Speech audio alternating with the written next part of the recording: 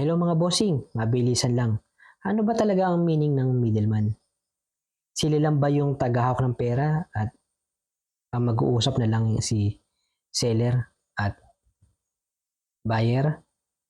Kapag tapos na, nag-okay na si buyer, iabot na yung pera. Pero kung sakali man na nagka-problema si buyer, labas na ba talaga doon si middleman? Dahil nabawi ni seller ang account, di ba?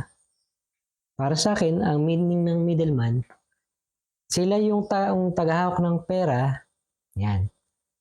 Tapos, sila din yung nagpa-process ng account, di ba?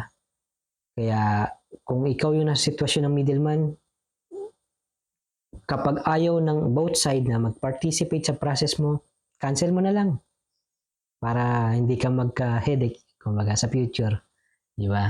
Kasi hindi sila nakikinig kung ano yung process mo. At ang tamang process para sa akin yung nakakall, di ba? Kasi professional tayo, di tayo boss yung mga chat-chat lang tapos hindi naman pala sanay yung kachat mo. Paano na siya? Kaya magpakatotoo tayo. Pera yan. At doon sa umpisahan ko na ano ba talaga ang meaning ng middleman.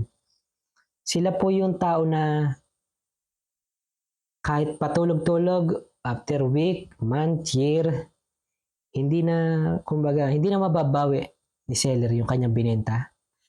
At doon naman sa sitwasyon ni seller, after transact, makuha niya syempre yung pera at yung kumbaga yung kanyang Gmail na binigay, walang kumbaga walang FB at walang GCash na nakadikit kasi ang laking asset noon.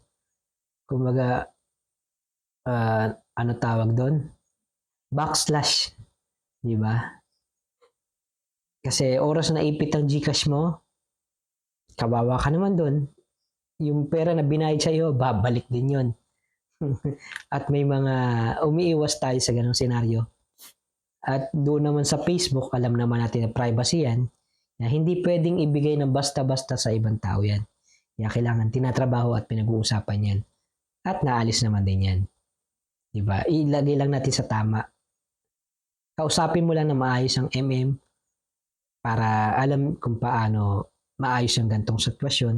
Kung hindi man, bilang isang MM, obligasyon mo na i-check doon para hindi rin magka-problema si seller at si buyer naman alam ang sitwasyon na ganito ang call, binayaran ka, ay nagbayad ka para smooth mo makuha yung account at hindi rin magka-problema si seller.